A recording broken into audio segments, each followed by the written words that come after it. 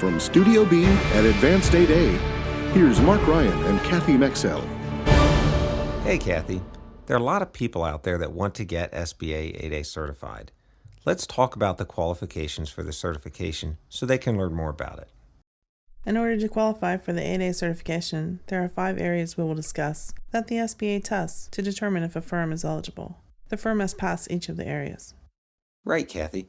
The areas are establishing the owner of the firm is socially disadvantaged, establishing the owner of the firm is economically disadvantaged, the owner must not have any ethical issues and be free from ethical entanglements that might impair his or her judgments, establishing the owner of the firm has unconditional control of the firm, and establishing the firm itself has the potential to complete federal contracts.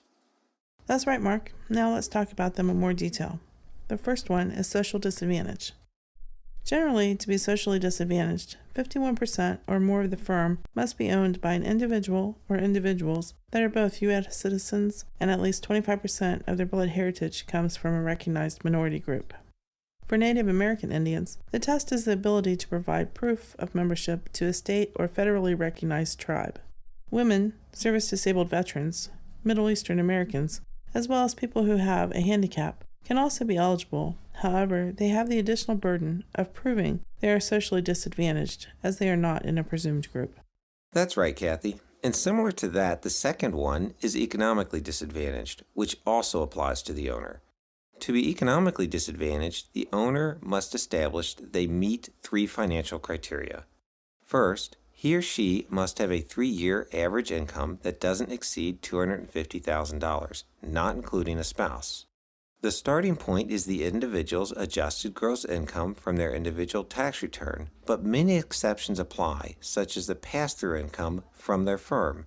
So if you're close, you'll want to call or email us for additional guidance. Second, he or she must have an adjusted net worth that is less than $250,000. This doesn't include a spouse, his or her personal residence, the value of the applicant business, and any retirement accounts, provided there is a penalty for withdrawal of the funds. Third, he or she must have less than $4 million in total assets, not including a spouse. That's right, Mark. And the final criteria for the owner is no ethical issues. For this, the SBA will look at his or her past with regard to any misdemeanors or felonies they may have committed. The SBA will want to see that it was minor or some time has passed with no repeat issues. Additionally, the owner cannot be a current federal employee. They must be up to date on their federal taxes or have a payment plan in place with the IRS. Lastly, there is a waiver process if a family member currently or in the past has owned an 8A firm. Thanks, Kathy. Well, we've covered the 3 areas that pertain to the owner. Now let's discuss the 4th and 5th areas that pertain to the firm. The 4th area is the firm must not have any control issues. This means the owner has 100% control over both the strategic and day-to-day operations of the firm. The SBA will conduct many tests to verify this, including a review of the firm's operating agreement or bylaws, leases, customers and subcontractors, bank signature cards, loan agreements, the appropriateness of the owner's technical and business backgrounds, as well as how the equity of the firm is held and controlled. The 5th and final area is demonstrating the firm has the potential to successfully complete federal contracts. The SBA reviews 4 criteria in evaluating this. First, the owner of the firm must be working full-time for the business. Second, the firm should be currently profitable on its most recent tax return and have a positive net worth. Third, the firm should have been in business for at least 2 years prior to applying.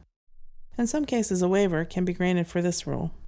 Fourth, not more than 70% of the firm's revenue can come from a single source. There can be an exception if the firm is applying with a waiver for item 3 under 2 years in business.